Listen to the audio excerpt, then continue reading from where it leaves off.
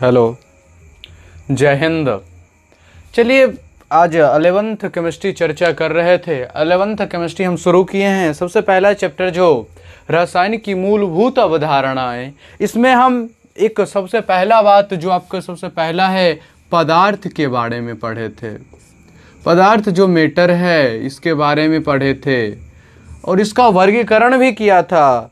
अब प्रकृति में जितना भी उपलब्ध चीज आपका चीज है, पूरा यूनिवर्स की बात कर लें, पूरा हर जगह जो आपका दुनिया है, पूरा दुनिया की बात कर लें, जिसने स्थान घेरा वो आपका पदार्थ कहलाता था। और पदार्थ का विशेषता क्या था, पदार्थ का वर्गीकरण, मतलब पदार्थ को अलग अलग भागों में हमने बांटा। सबसे पहला भौतिक प्रावस्था के बारे में, भौतिक प्रावस्था के आधार पर पदार्थ को हमने बांटा। और दूसरा बांटे थे रासायनिक।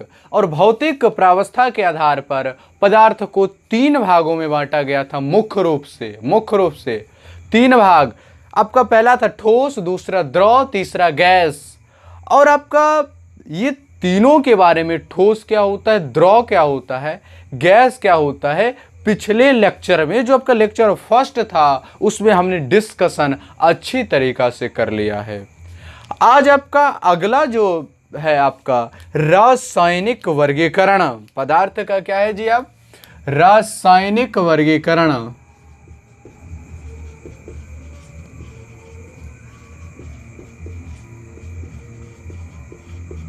पदार्थ का रासायनिक वर्गीकरण अब क्या होता है, इसके बारे में केमिकल क्लासिफिकेशन। अब केमिकल क्लासिफिकेशन में आपको पदार्थ को 2 भागों में बांटा गया है। एक है आपका शुद्ध पदार्थ और दूसरा है अशुद्ध पदार्थ।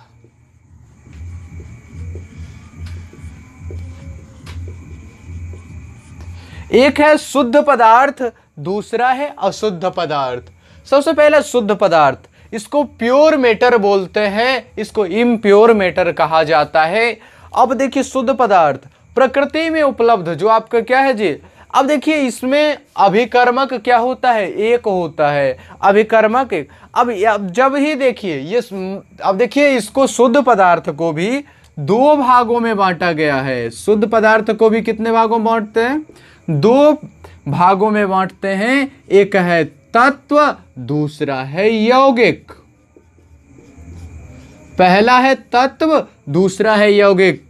इसको एलिमेंट बोला जाता है, इसको कंपाउंड कहते हैं। सबसे पहला है तत्व, दूसरा है यौगिक। अब देखिए ये एक ही प्रकार के परमाणु से बना होता है, एक ही प्रकार के परमाणु से बना होता है, प्रकार के परमाणु से बना होता है। जैसे देखिए एक क्या है तत्व H2 हुआ, तो ये H, अब ये H परमाणु से ही बना है। अगर वो Na है तो वो Na परमाणु से ही बना हुआ है। और जो आपका यौगिक है, जो आपका क्या है जी, यौगिक है, यौगिक विभिन्न प्रकार के परमाणु को निश्चित अनुपात में मिलाने से बनता है। विभिन्न प्रकार के परमाणु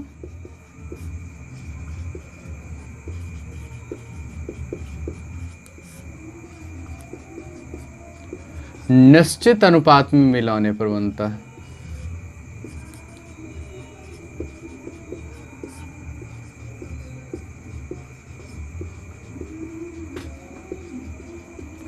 अब देखिए सबसे पहला तत्व था, जब एक ही प्रकार के परमाणु आपस में आकर के मिला तो आपका तत्व बना।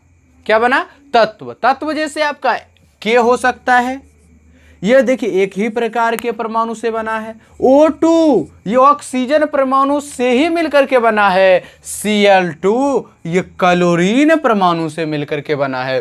दूसरा है आपका यौगिक। यौगिक विभिन्न प्रकार के परमाणु जब एक निश्चित अनुपात में आकर के मिला तो आपका क्या बना जी, कंपाउंड बना या फिर यौगिक बना। 2 विभिन्न प्रकार के परमाणु जो है एक आकर के एक निश्चित अनुपात में मिला तो क्या हुआ जी, आपका जैसे CO2 कार्बन और ऑक्सीजन का अनुपात क्या है, निश्चित है। भार के विचार से अगर एक निश्चित अनुपात में मिलाते हैं तब जाकर के क्या बनता है जी, आपका यौगिक बनता है। और जो यौगिक बना आपका, अब देखिए जैसे H2O है, H2 भी, अब देखिए इसमें क्या है जी, इस CO2 है और ये H2O है। ये देखिए एक, अब ये एक ही प्रकार का परमाणु ना, इसमें एक कार्बन परमाणु भी है और ये क्या है जी, ऑक्सीजन परमाणु भी है।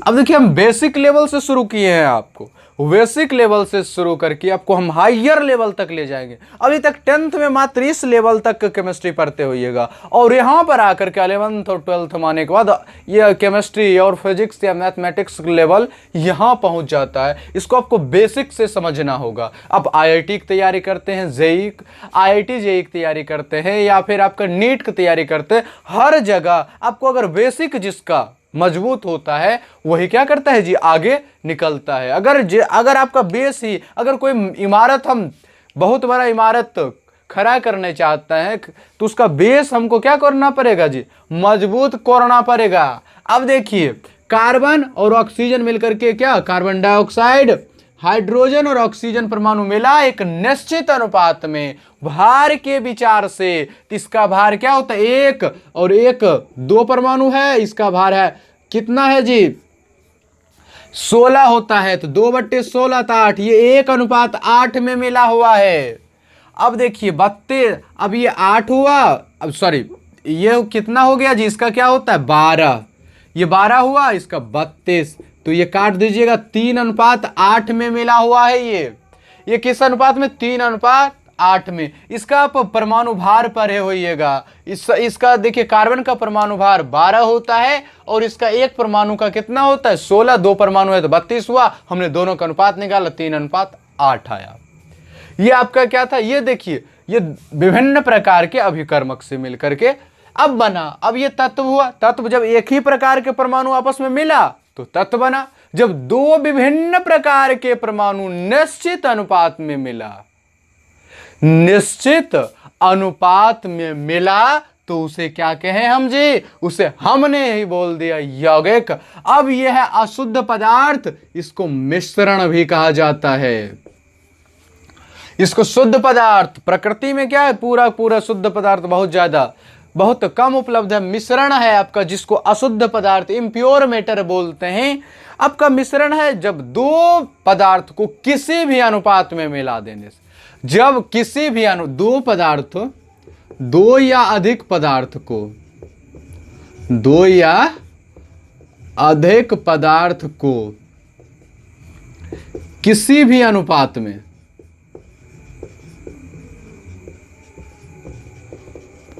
दो या अधिक पदार्थ को जब हम किसी भी अनुपात में मिला देने से, जब किसी भी अनुपात में मिलाते हैं, जब किसी भी अनुपात में मिला देते हैं, तो अब किसी भी अनुपात में मिलाने से जो आपका क्या होता है, नया पदार्थ प्राप्त होता है, उसे हम क्या कहते हैं, मिश्रण कहते हैं। अब देखिए मिश्रण हुआ। अब मिश्रण भी 2 प्रकार का होता है सबसे। अब देखिए मिश्रण का 2 प्रकार कौन कौन है, एक है समांगी मिश्रण, एक है विसमांगी मिश्रण। समांगी मिश्रण और दूसरा है विसमांगी, जिसको होमोजीनियस मिक्सचर भी बोलते हैं। होमोजीनियस मिक्सचर, और एक को कहते हैं हेट्रोजीनियस मिक्सचर। ये हुआ आपका होमोजीनियस मिक्सचर और ये हुआ आपका हेट्रोजीनियस। अब एक हुआ होमोजीनियस, और देखिए समझते हैं कि समांगी मिश्रण क्या है, विसमांगी मिश्रण। अब आप लोग तो शरबत बहुत, अब शरबत अब क्या किए जी, बहुत पिए होइएगा, और आप लोग अभी गर्मी का मौसम चल रहा है, आप लोग शरबत पीते होइएगा। अब देखिए शरबत अगर चीनी और जल का, और चीनी या शक्कर मिलाकर के हम क्या करते हैं, शरबत तैयार किए, कि आप उसको टेस्ट ऊपर से कीजिए, बीच से कीजिए या नीचे से कीजिए, कहीं से कीजिएगा, उसका क्या होगा जी, हर जगह टेस्ट बराबर होगा, हर जगह टेस्ट बराबर होगा। तो जब बराबर हर जगह टेस्ट हुआ तो क्या हुआ जी, जब हम विलयन तैयार किए और टेस्ट हर जगह बराबर हुआ तो आपका समांगी मिश्रण हुआ, और विषमांगी मिश्रण। अब कभी पानी में गोबर मिला दीजिए और उसको तब देखिए, ऊपर में देखिए सतह पर क्या होगा, बहुत कम होगा, नीचे जितना उसको तली पर जाते जाइएगा उसका जो गोबर का मात्रा क्या वो धीरे धीरे करके बढ़ते जाएगा, अत्यधिक होते जाता है। तो इस प्रकार के मिश्रण को विषमांगी मिश्रण कहते हैं। संगठन हर जगह समान नहीं है। समांगी मतलब समान अंगी, समअंगी, सम जोर अंगी, दो शब्द से मिलकर के बना है। सम मतलब बराबर अंग, हर जगह बराबर मात्रा में उपलब्ध हो, हर जगह बराबर मात्रा में मौजूद हो। जब अब दो पदार्थ का मिश्रण है, अब दोनों मिश्रण में जितना अब देखिए जितना एक जगह है उतना ही दूसरों जगह है। हर जगह जब क्या हो, मिक्सचर बराबर हो, मिश्रण समान हो, तो क्या कहते हैं, समांगी मिश्रण कहते हैं। और जब दोनों जगह बराबर मिश्रण नहीं होता है तो वो क्या होता है आपका जी, विषमांग मिश्रण होता है। तो इतना बात एक समांगी मिश्रण और विषमांगी मिश्रण। समांगी मिश्रण को ही हम क्या बोलते हैं, विलयन भी कहते हैं। दो पदार्थों के समांगी मिश्रण को विलयन कहते हैं। और विलयन का कितना प्रकार है, 3 प्रकार का विलयन होता है, आप लोग पढ़ चुके हैं। अब देखिए अगर ये मिलाया जाए, सबसे पहला है कि सैचुरेटेड सॉल्यूशन या फिर संतृप्त विलयन, जिसको संतृप्त विलयन कहते हैं। दूसरा है असंतृप्त विलयन। तीसरा है अति संतृप्त विलयन। अति संतृप्त विलयन जिसको सुपर सैचुरेटेड सॉल्यूशन बोला जाता है, संतृप्त विलयन। अब देखिए नियत ताप पर किसी भी, अब किसी पदार्थ को विलयन बना रहे हैं और नियत ताप उसका क्या है, नियत है। नियत ताप पर और अधिक विलय की मात्रा को नहीं घुलाया जा सके। विलयन हुआ तो विलयन दो पदार्थ है, विलयन लिखे, विलयन एक होता है विलय और दूसरा होता है विलायक, से बनता है विलयन। अब देखिए और अधिक जब नहीं मिला सकते हैं तो क्या है जी, नियत ताप पर तो संतृप्त हुआ। जब बहुत अत्यधिक मात्रा में मिला देते हैं उस प्रकार के विलयन को क्या, असंतृप्त, उसको कहते हैं जब अब बहुत अधिक मिला देंगे तो विलय की मात्रा तो वो अति संतृप्त हो गया, सुपर सैचुरेटेड। उसके बाद है असंतृप्त विलयन। असंतृप्त विलयन जिसमें अब जरूरी और मात्रा घुल सकता है तो और उतना मात्रा नहीं घुलाए हैं, तो इस प्रकार के विलयन को असंतृप्त विलयन कहते हैं। चलिए आज हमने क्या पढ़ा, रासायनिक वर्गीकरण पदार्थ कर रहे थे तो शुद्ध पदार्थ अशुद्ध पदार्थ के रूप में कर लिए, शुद्ध पदार्थ को तत्व और यौगिक में बांट दिए, अशुद्ध पदार्थ को मिश्रण कहें। मिश्रण को भी 2 प्रकार बांटा, 2 प्रकार भी, एक समांगी मिश्रण दूसरा विषमांगी मिश्रण। समांगी मिश्रण को 3 प्रकार में बांटे जिसको विलयन कहते हैं, संतृप्त विलयन, असंतृप्त विलयन, अति संतृप्त विलयन। ये चीज आज हमने पढ़ा। अब देखिए अगले दिन हम रासायनिक संयोजन के नियम, ये इस चैप्टर में मुख्य रूप से यही बात पढ़ना है, रासायनिक संयोजन का नियम क्या है। अब देखिए रासायनिक संयोजन के 5 नियम है और 5 नियम के हम बारी बारी से हम समझेंगे, बारी बारी से हम समझने की कोशिश करेंगे और हम सोचेंगे कि आप अच्छी तरीका बेसिक लेवल से पूरा हम इतना सोचते हैं कि आप 9th-10th सही से नहीं पढ़ करके 11th में बहुत अच्छी तरीका से आपको केमिस्ट्री सीखना है, जो आपको 12th में प्रॉब्लम नहीं हो। अब देखिए जब हम ये पदार्थ के बारे में इसका रासायनिक वर्गीकरण आज कंप्लीट हुआ, कल रासायनिक संयोजन के नियम पढ़ेंगे। अब देखिए रासायनिक संयोजन के नियम क्या क्या है वो अगले दिन चर्चा होगा। अगर ये वीडियो आज आपको पसंद आया है, अगर ये समझ गए आप अच्छी तरीका समझे, तभी कभी जाकर के लाइक कीजिए, आप शेयर कीजिए। इसके साथ साथ चैनल पर अगर आप नए हैं तो सब्सक्राइब कर दीजिए। आज के लिए इतना ही। जय हिंद, मिलते हैं नेक्स्ट वीडियो।